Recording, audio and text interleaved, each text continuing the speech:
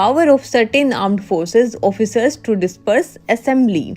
Section 150 एक emergency power देता है आर्मी के कमिश्नर गैजेटेड ऑफिसर्स को जब पब्लिक सिक्योरिटी डायरेक्ट थ्रेट में हो और मजिस्ट्रेट कॉन्टैक्ट में ना हो। लेकिन जैसे ही मजिस्ट्रेट एक्सेसिबल हो जाए, आर्मी को अपना इंडिपेंडेंट एक्शन रोकना पड़ता है और मजिस्ट्रेट के डायरेक्शंस को फॉलो करना होता है। Let's read this section for better understanding.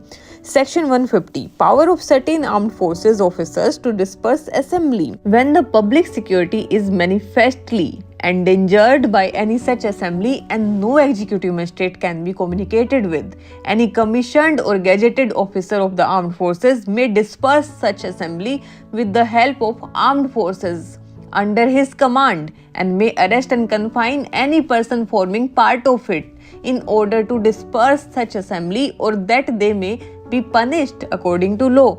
But if while he is acting under this section, it becomes practicable for him to communicate with the executive magistrate, he shall to do so, and he shall then forward obey the instructions of the magistrate as to whether he shall or shall not continue such action. मतलब when public security is clearly in danger and situation is urgent and no executive magistrate is reachable, then any commissioned or gazetted officer of the armed forces can take independent action, disperse the unlawful assembly, arrest and detain the police involved, ensure public peace is restored. But as soon as he can contact a magistrate, he must immediately follow the magistrate instructions and not act independently anymore. अगर situation बहुत ही dangerous हो, जैसे crowd violent हो जाए, तोड़ फोड़ या दंगा हो रहा हो और किसी मजिस्ट्रेट से कांटेक्ट नहीं हो पा रहा, तो आर्मी के गैजेटेड ऑफिसर खुद भी एक्शन ले सकते हैं। वो अपने कमांड के आर्म्ड फोर्सेस के साथ भीड़ को हटा सकते हैं और अगर जरूरत हो तो लोगों को अरेस्ट और कन्फाइन भी कर सकते हैं।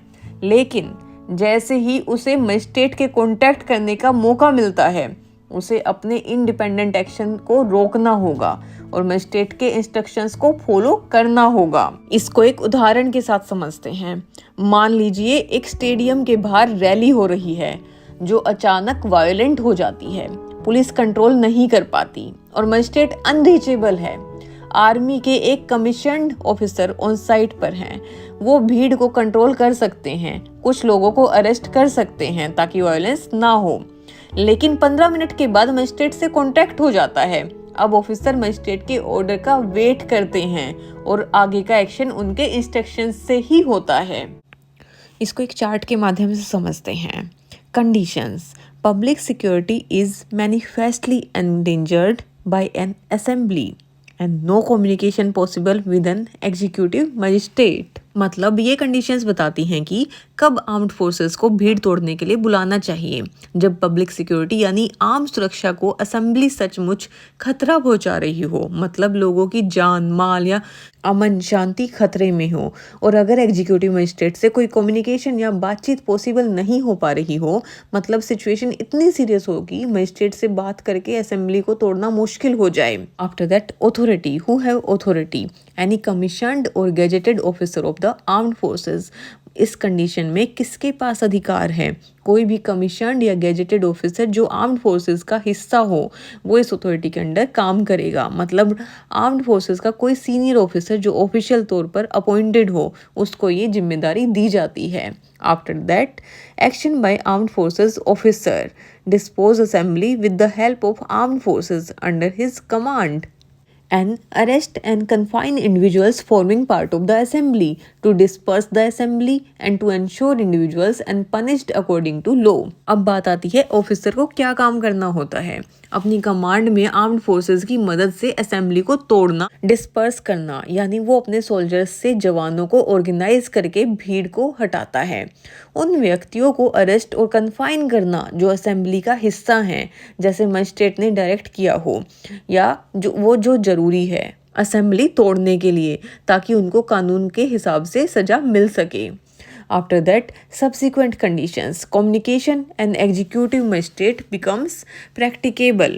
मतलब जब सिचुएशन थोड़ी कंट्रोल में आ जाए तो आर्म्ड फोर्सेस का ऑफिसर एग्जीक्यूटिव मजिस्ट्रेट से कांटेक्ट करेगा। जब मजिस्ट्रेट से कम्युनिकेशन हो सकता है तब ऑफिसर को उनके ऑर्डर्स का पालन करना होता है, जैसे आगे क्या करना है, क्या डिसाइड करना है, etcetera. After that instructions, officer must communicate with the executive magistrate, follows instructions from the magistrate regarding further actions and continue action and cease actions। मतलब ऑफिसर्स को क्या करना है, सबसे पहले एग्जीक्यूटिव मजिस्ट्रेट से कम्युनिकेशन एस्टेब्लिश करना है, उसके बाद मजिस्ट्रेट के इंस्ट्रक्शंस को ध्यान से फॉलो करना है रिगार्डिंग आगे का क्या करना है, एक्शन कंटिन्यू करना है या एक्शन रोक देना है। In short, section 150 BNSS ensure करता है कि पब्लिक पीस इमीडिएट डेंजर में हो तो डीले के बिना एक्शन ले सके, लेकिन ये भी कंफर्म करता है कि सिविलियन अथॉरिटी यानी मजिस्ट्रेट का कंट्रोल वापस मिलते ही रिस्टोर हो जाए। ये बैलेंस बनाता है between quick action and accountability. If you found this video helpful, don't forget to like, subscribe and share.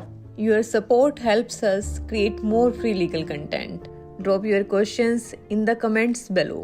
We love hearing from you. Thank you.